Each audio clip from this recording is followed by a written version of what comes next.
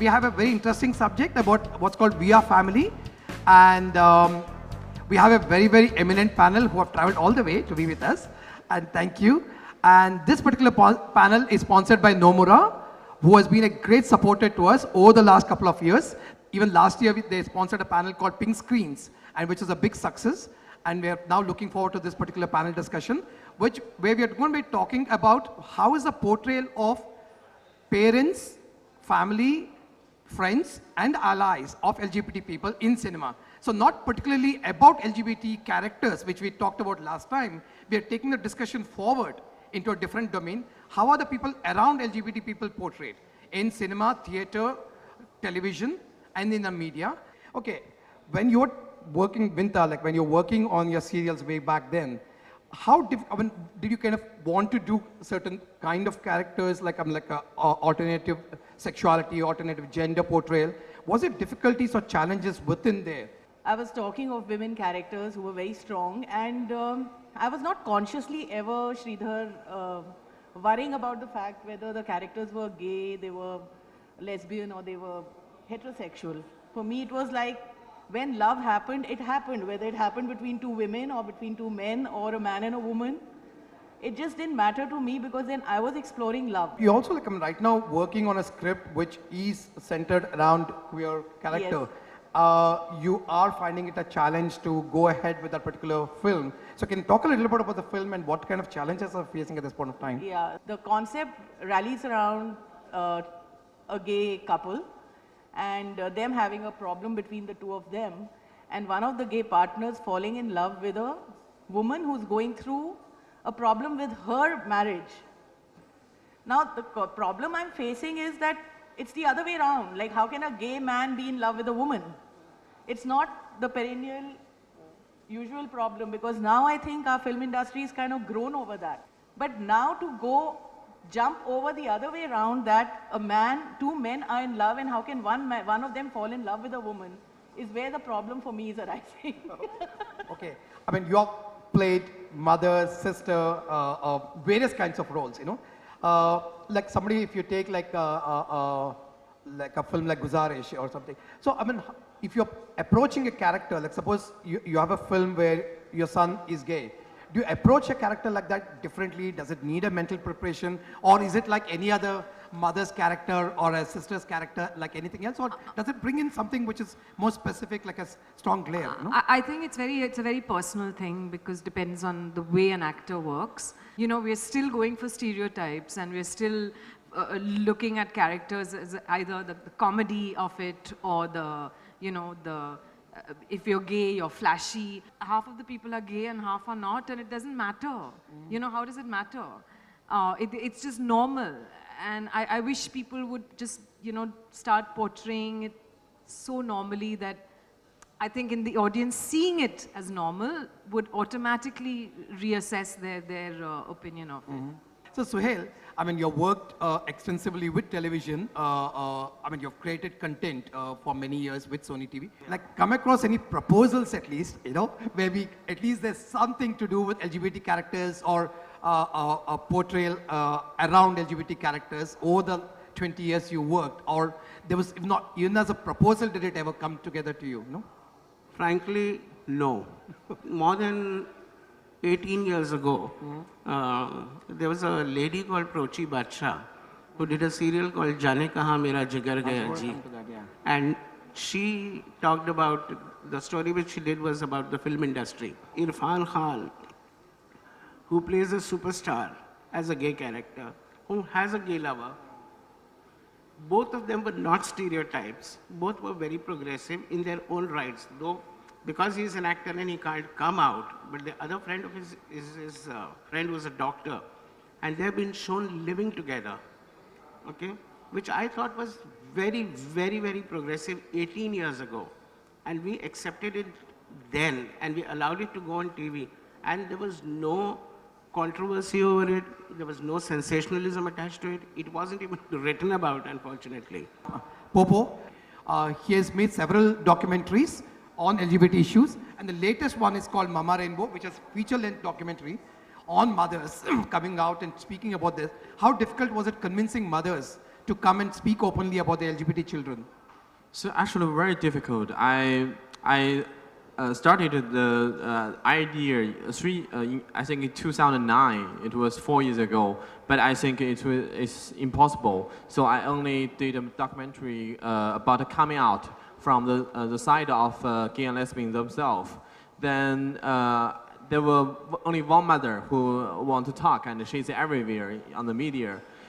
Then in 2011, when people like China had also had this idea, then we just go to find a mother who want to talk. We try from both sides, but we in the end we got 6 mothers who can talk. I really appreciate them. They are so brave.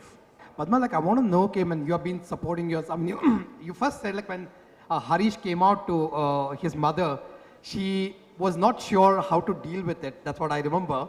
And it took some years for you or some time for you. So how did you come through that whole process? Was it a shock when he came out to you? And kaise aapka reaction tha? What was it? No? Yeah, when he came out to me, I was shocked. Like, I didn't know how to react. And I told him, let it be a secret between us. I accept you, but you don't have to go and tell everybody. But I find the next day everybody knows about it, right from his friends. And he just wants to stand on rooftop and scream that I am gay. Even today when he meets somebody, you know who I am? I'm Harish Iyer, I'm gay. Nobody asked him who he is, but he'll go and introduce himself. So which makes me embarrassing at times. Like. But slowly I've come out of all that. I want to ask Supratim, in fact, like when did you come to know, when did your brother talk to you? And just what kind of relationship is and has it changed after he came out? Can you just talk a little more about it? Right. For me, it was actually a very interesting experience because I was working on a project of the United Nations where we were trying to raise awareness, like the same point that you were mentioning. So we were working on this project where we would tie up with BMC schools and actually go and raise awareness about the whole LGBT issue. And we kind of received funding for that, So I was working on that project. And he suddenly called me up one day and he said, listen, mom's telling me that you're working on some, LGBT project. What is all this about?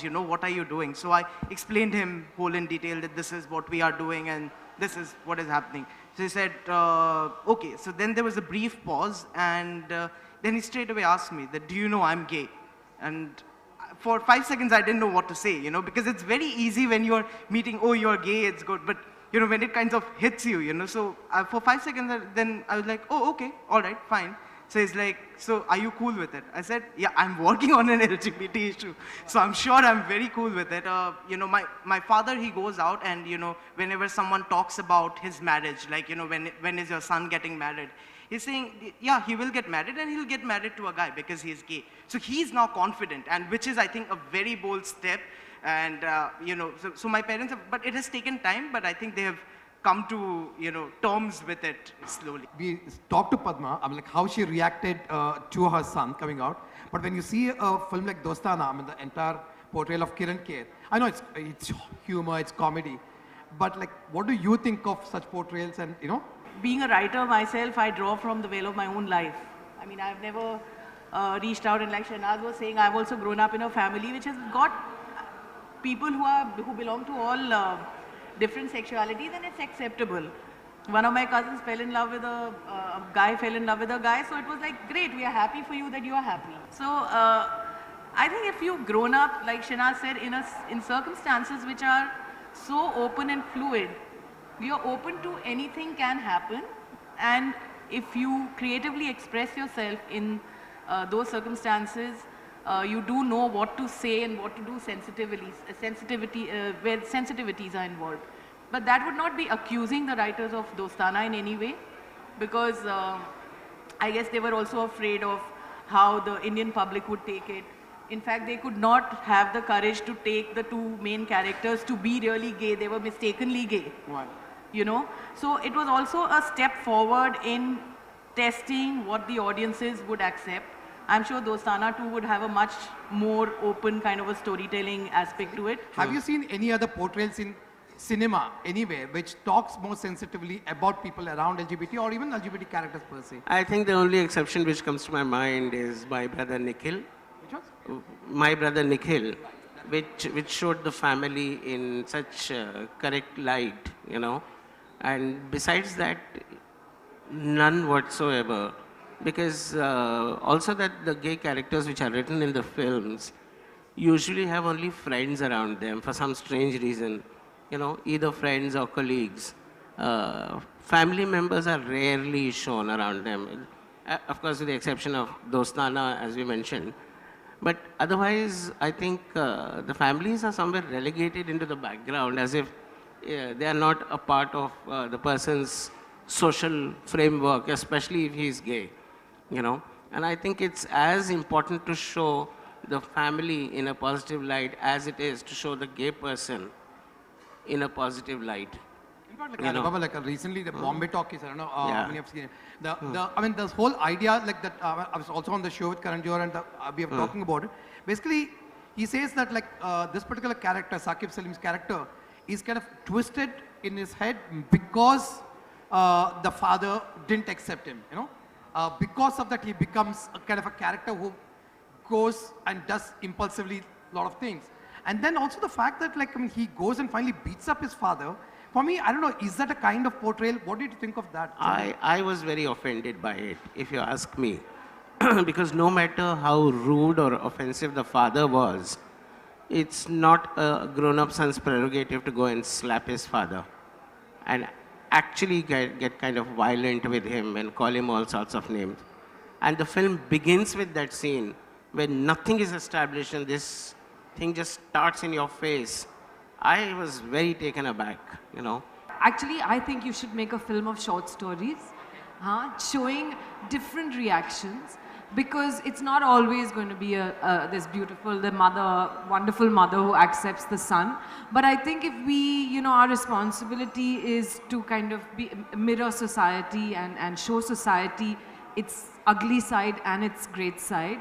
I think it would be so interesting to have a series of 4 short films strung together where you see 4 different perspectives. And frankly, for me, I don't necessarily want to be the lovely mother, you know, who will understand, beta sab theek hai, you know. I think it is equally interesting to do a mother who would, you know, scream and rant or just say, I'm sorry, I'm not accepting it, I'm not looking at it. You are not gay, and that's that. You know, I mean, I'm just saying, from an actor's perspective, as long as it's actually reflecting what happens, that's the interesting part. People who go through a lot of self-questioning while their sexuality is being formed, it's always a process. You coming out to yourself, you getting comfortable with yourself, it's a process. You live with it for years with your own doubts, fears, insecurities, problems of confirmation, etc., etc., etc. And you have lived with it for so many years. And then at some point of time, you become comfortable with it. And it's not easy for you to just offload it at one go and expect your family members to just understand overnight. Because for them, then accepting your sexuality is also a process. And it takes time.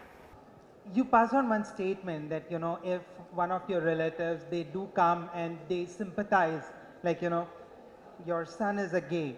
Usually we use the term like, you know, sympathy when, you know, someone has met with an accident or is going through a disease. So they say, yes, I have a sympathy towards that.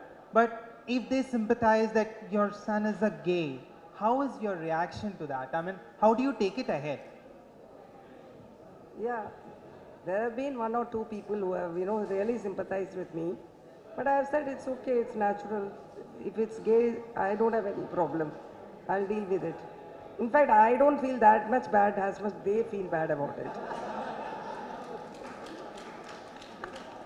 You know, when, you know, if I would confide in my closest friends, hey, my brother is gay. So I was ridiculed in college. People used to laugh at me, you know. So, but that is the thing, because I felt somewhere the idea is that this is kind of a disease or this is a phase that can pass on.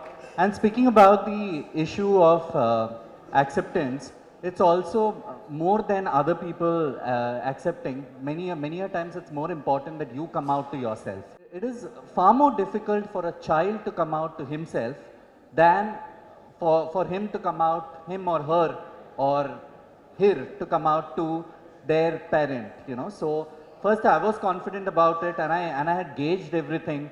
कि मेरी माँ बोलेगी तो क्या होगा घर से. She also had a little bit of Kiran Kher moment, which she nicely, smilingly has not spoken about. She did tell me that I'm going to throw you out of the house, what is going to happen and all of that. But the next day when I actually had a discussion with her, in fact, I fixed up a counselor meeting for my mom, not for myself, so that the counselor could tell my mom that it's normal to be gay. I think it's also got to do with, in India especially, because there's so much tradition attached to everything, that parents start preparing from the minute a son is born. They start waiting, you know, the mothers start putting jewelry and clothes together for when the daughter-in-law comes. And if it's a daughter, then they start preparing for when the wedding is going to take place. So, you know, we get ready because people want to be ready for that moment to come. And I think it busts that whole concept in their minds if someone suddenly turns around and says, hello, I'm not getting married in the traditional way and this is how it's going to be. So what do you do with what you built up over 20 years or 18 years or 25 years?